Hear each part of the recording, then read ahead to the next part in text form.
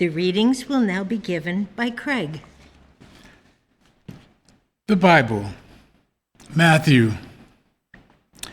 Blessed are they which do hunger and thirst after righteousness, for they shall be filled.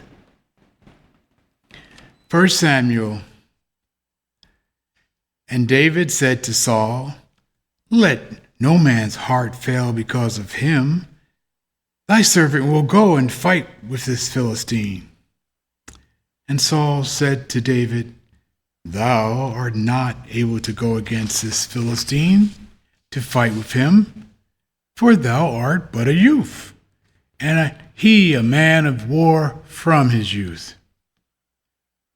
And David said unto Saul, Thy servant kept his father's sheep, and there came a lion and a bear, and took a lamb out of the flock. And I went after him, and smote him, and delivered it out of his mouth. And when he arose against me, I caught him by his beard, and smote him, and slew him. Thy servant slew both the lion and the bear, and this uncircumcised Philistine shall be as one of them, seeing he hath defied the armies of the living God. David said, Moreover, The Lord that delivered me out of the paw of the lion and out of the paw of the bear, he will deliver me out of the hand of this Philistine. And Saul said unto David, Go, and the Lord be with thee. And he took his staff in his hand, and chose him 5 smooth stones out of the brook, and put them in a shepherd's bag which he had, even in a scrip. And his sling was in his hand, and he drew near to the Philistine. Then said David to the Philistine, Thou comest to me with a sword, and with a spear, and with a shield, but I come to thee in the name of the Lord of hosts, the God of the armies of Israel, whom thou hast defied. And all this assembly shall know that the Lord saveth not with sword and spear, for the battle is the Lord's, and he will give you into our hands. And it came to pass, when the Philistine arose and came and drew nigh to David, that David hastened and ran toward the army to meet the Philistine. And David put his hand in his bag and took thence a stone, and slang it, and smote the Philistine in his forehead, and that stone sunk into his forehead, and he fell upon his face to the earth. So David prevailed over the Philistine with a sling and a stone, and smote the Philistine, and slew him. But there was no sword in the hand of David. Matthew. Enter ye in at the strait gate, for wide is the gate, and broad is the way that leadeth to destruction, and many there be which go in thereat. Because strait is the gate, and narrow is the way which leadeth unto life, and few there be that find it. Beware false prophets, which come to you in sheep's clothing, but inwardly they are ravening wolves. Ye shall know them by their fruits. Do men gather grapes of thorns, or figs of thistles? Even so, every good tree bringeth forth good fruit, but a corrupt tree bringeth forth evil fruit. A good tree cannot bring forth evil fruit, neither can a corrupt tree bring forth good fruit. Every tree that bringeth not forth good fruit is hewn down and cast into the fire. Wherefore, by their fruits ye shall know them. Not every one that saith unto me, Lord, Lord, shall enter into the kingdom of heaven, but he that doeth the will of my Father which is in heaven. Revelation.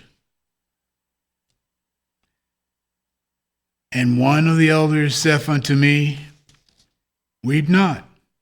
Behold, the Lion of the tribe of Judah, the root of David, hath prevailed to open the book and to loose the 7 seals thereof. I will read Science and Health of Key to the Scriptures by Mary Baker Eddy. Moral courage is the lion of the tribe of Judah, the king of the mental realm. Free and fearless it roams in the forest. Undisturbed it lies in the open field, or rests in green pastures beside the still waters. In the figurative transmission from the divine thought to the human, diligence, promptness, and perseverance are likened to the cattle upon 1,000 hills. They carry the baggage of stern resolve and keep pace with highest purpose. Tenderness accompanies all the might imparted by Spirit. The individuality created by God is not carnivorous, as witnessed the millennial state pictured by Isaiah. The wolf also shall dwell with the lamb, and the leopard shall lie down with the kid, and the calf, and the young lion, and the fatling together, and a little child shall lead them. Understanding the control which love held over all, Daniel felt safe in the lion's den, and Paul proved the viper to be harmless. All of God's creatures moving in the harmony of science are harmless, useful, indestructible. A realization of this grand verity was a source of strength to the ancient worthies. It supports Christian healing and enables its possessor to emulate the example of Jesus. And God saw that it was good. Following is Miscellaneous Writings by Mary Baker Eddy. The article is Science and the Senses.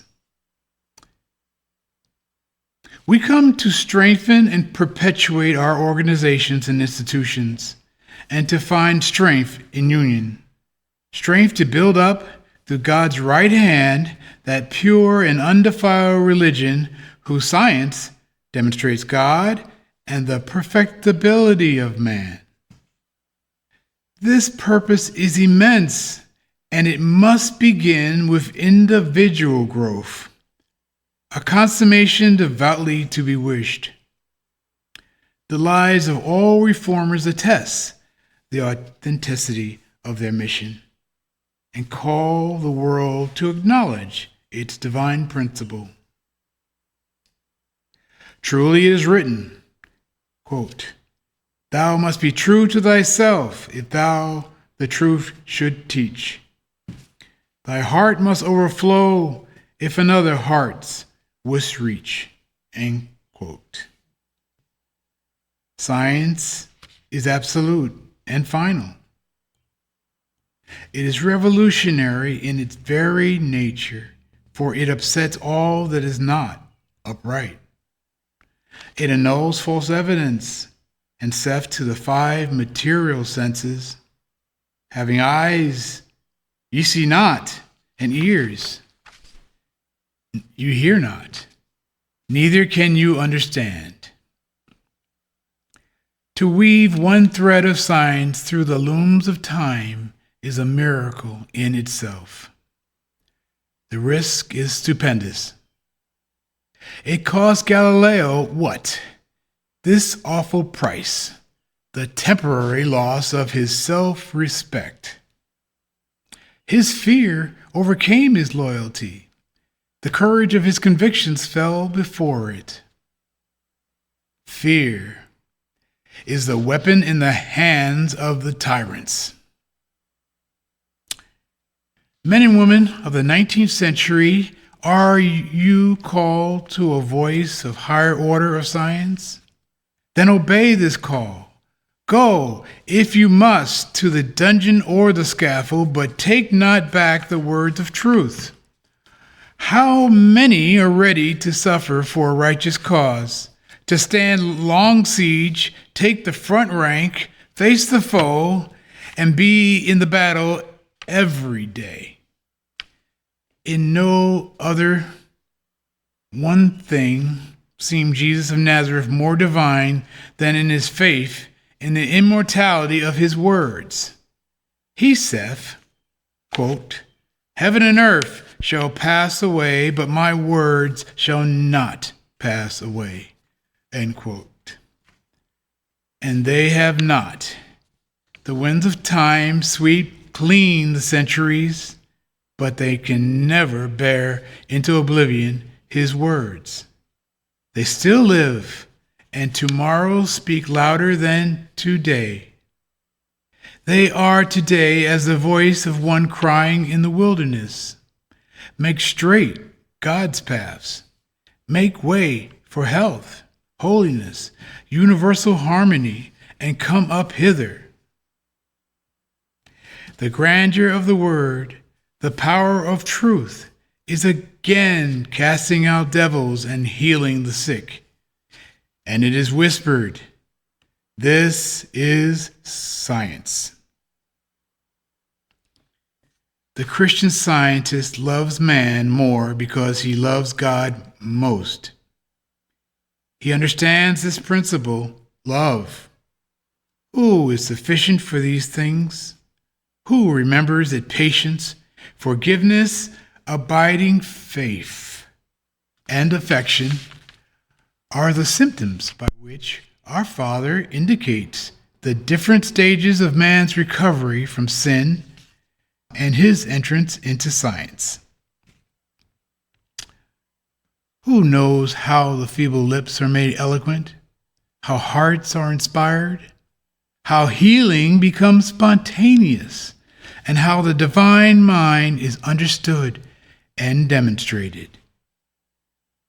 He alone knows these wonders, who is departing from the thraldom of the senses and accepting spiritual truth, that which blesses its adoption by the refinement of joy and the dismissal of sorrow.